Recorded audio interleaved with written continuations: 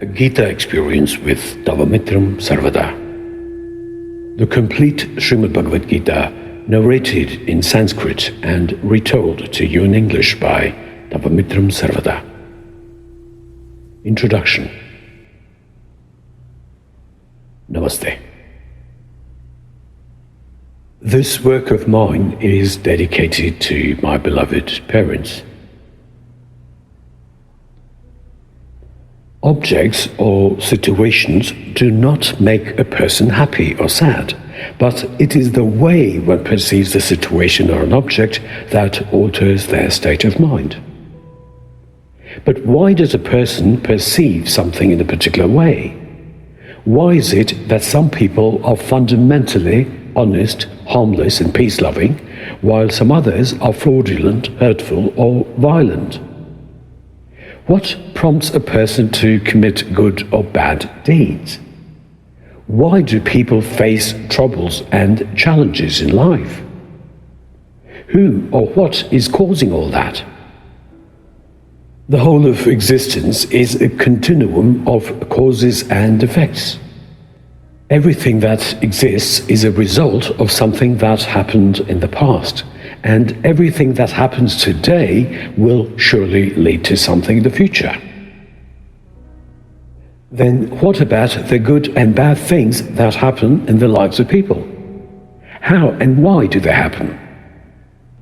To answer these questions, we could consider three different possibilities. Possibility A. Everything that happens by sheer chance. There is nothing or no one controlling anything. Possibility B. It is the natural law of cause and effect, or karma, that is at work. Possibility C. There is a Father in heaven who watches every single individual, rewards those who follow the religion in which the Father in heaven is the head, and sometimes even tests the faith of people by causing them untold sufferings, and punishes those who do not follow the religion the Father in heaven heads. If we were to go by the possibility A, we could conclude that no one can do anything about anything anyway, and so we could rule that out for the moment. Should we consider the possibility B, it would be of utmost importance for us to get to work right away in order to get things in order and clean up our karmic records. Those of you who feel that the third possibility could be true could be headed for a pleasant surprise going through this work of mine, which helps seekers acquire the supreme knowledge of the rational philosophy taught by Krishna, who is known as the greatest teacher of yoga. Before continuing, let us take a quick look at the simple definition of the term yoga given by sage Patanjali in the second and third sutras of the 195 Yoga Sutras, or aphorisms compiled by him.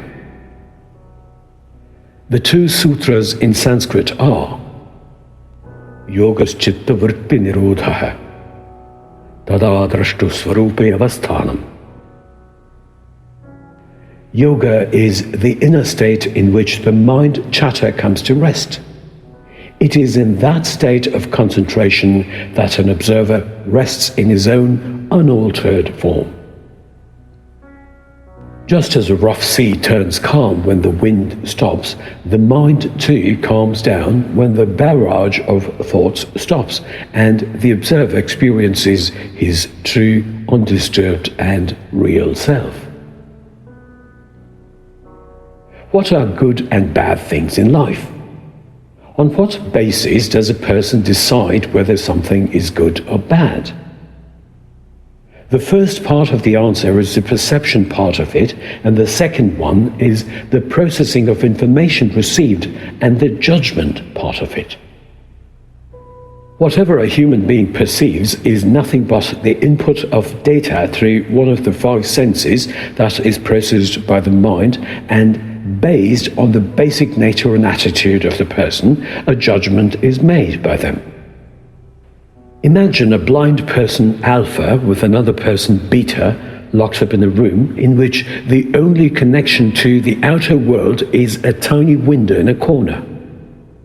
What the blind alpha knows about the outer world is what he hears from the other person beta, who can see the outer world through the tiny window. The blind person alpha's knowledge of the outer world is fully dependent on the interpretation of what the other person beta perceives through his eyes. Applying the same analogy to all humans, we could say that we resemble beta, and our mind is like alpha that collects and manages the visual inputs that it receives and gets processed in the occipital lobe of the brain before making a judgment based on our fundamental individual nature and character. A person reacts differently to a given situation depending on whether or not it directly concerns them. The way a person would react if they were told that it was their house that was burgled would be totally different from the way they would react if it were their neighbor's house that was broken into. Attachment to the object is the cause of it. The mind is where everything is happening, and therefore it would be wise to work on training one's own mind rather than attempting to change the world around them.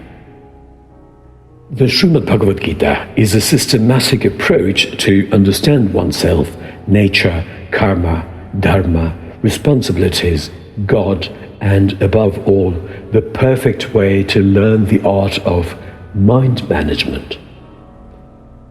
The Gita is a dialogue between Krishna and Arjuna, and the setting is that of a battle between two rival families, namely the Pandavas and the Kauravas. A seeker may choose to either understand the war in the literal sense or treat it as an allegory that is an externalization of the perennial internal battles and struggles that people face every day of their lives. Krishna is the charioteer and advisor of Arjuna on the battlefield. The day is the 10th one since the great battle has begun. The blind King Dhritarashtra, who is the father of the evil Kauravas, receives the news about the fall of the grandsire Bhishma. Until then, the king was under the impression that his sons would win the battle against the Pandavas, who, according to him, were not strong enough in terms of the number of soldiers, weapons, horses, elephants, and other equipment. The Bhagavad Gita begins with the despondency of Arjuna, who is overwhelmed by compassion and other emotions that hold him back from fighting the battle and almost convince him to give up and walk away. However, the most important step he takes is to concede before Krishna his inability to think clearly and asks to be taught what to do that would be righteous on his part. It is this decision of Arjuna that causes Krishna to bless him and the whole of mankind with a treasure trove of divine knowledge in the form of the Srimad Bhagavad Gita. When a person feels that there is something going wrong in their life, it would make more sense to look into the cause and effect of the issue and ask someone for advice rather than blindly praying to an invisible divine power and asking for an out-of-turn solution. Arjuna has Krishna beside him all through the war, but not once does he ask Krishna to use his supernatural powers, wave his hand, and end the war instantaneously, but instead asks to be taught by Krishna, who is the greatest teacher of yoga, leading to the wonderful dialectical analysis of life, existence, karma, and dharma. The scenario of war calls for the usage of terms such as fighting, killing, vanquishing, and so on. Before the decision to go for war was taken, Krishna tried his best to persuade Duryodhana, the chief of the Kauravas, to settle the dispute peacefully, but the latter would not step down from his belligerent standpoint.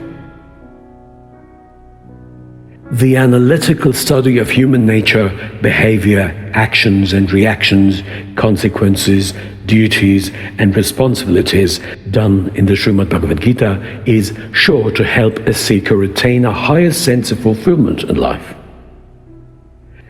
The musk deer is a beautiful animal that spends its whole life wandering through hills, flower gardens, meadows, plains and valleys, looking for the source of the beautiful scent that in fact originates from a gland known as the musk pod, situated within its own body.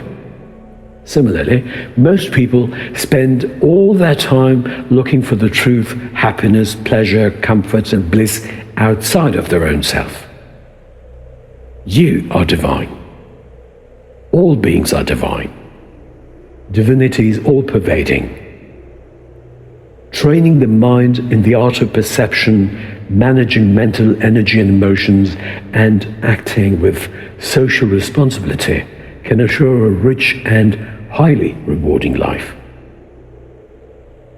I wish you a blessed and pleasant journey through the 18 yogas and thereafter in your life as well as in your grand karmic voyage.